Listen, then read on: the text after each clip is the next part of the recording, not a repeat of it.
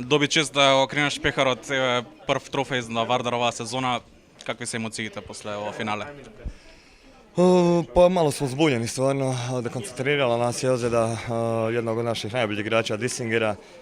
Stvarno je bilo teško izaći drugo polovrijeme na teren, ali evo, ovu medalju, ovaj pehar posvećujemo sigurno njemu. Nadam se da nije nešto teže, da će nam se brzo vratiti, jer sigurno da će nam dosta faliti.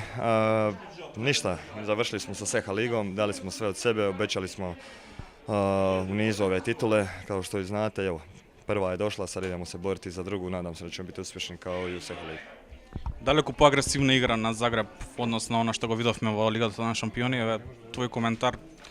Sigurno Zagreb je danas dao sve od sebe i preko maksimuma su otišli.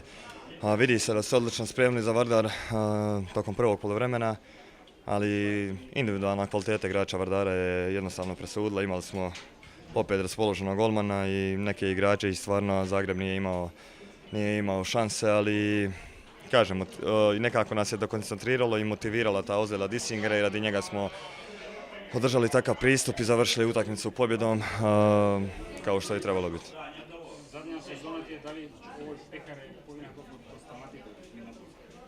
Pa eto, možda zato što sam ga podigao samo na kraju.